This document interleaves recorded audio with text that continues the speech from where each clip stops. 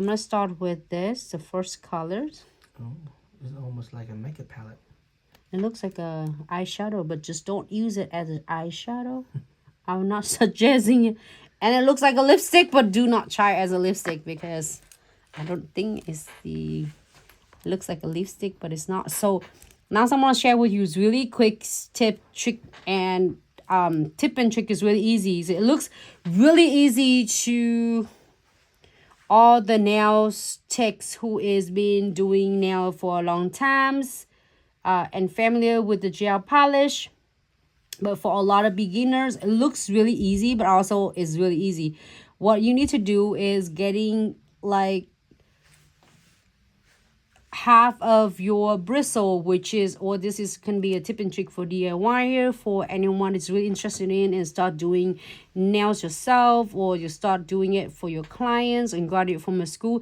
So pick up half of the full load of one size of your bristle and then leave the other ones nice and clean, because we don't want to saturate on the both end of your brush on the bristle, because then that way is had too much gels on it, and it basically you just have so much floating on the nails, and is cause of whether it's too thick for the LED light to cure properly.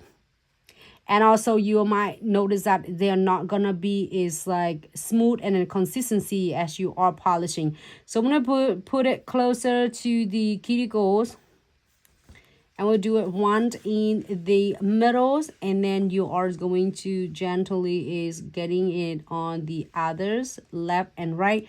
This is one of the way, but then also when you start doing the client's nail or your nails and you start playing with this, you might find the different techniques and different way that going to work the best for you.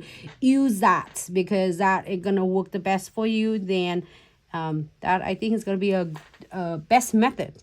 All right, so now I'm doing a really good thin coat. I'd rather to do like 3 thin coat or 2 thin coat of the gel instead of like 1 thick coat. So then we're gonna clear this. I love this. It's just so nice, and like have a semi transparent, semi sheer. Sheer. I don't know how to say.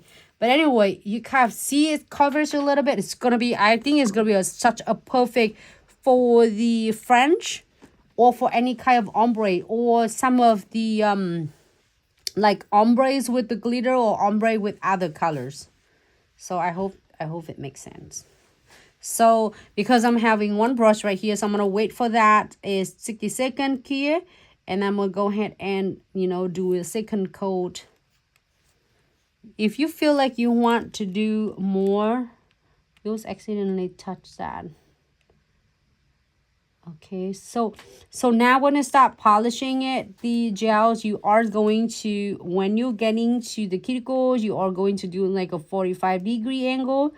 But then when you start getting is right on inside the nails, I would suggest you keep the bristle like have a parallel with the nail, so then it blend really nice and evens for you, without just use the tip of the bristle to pull that.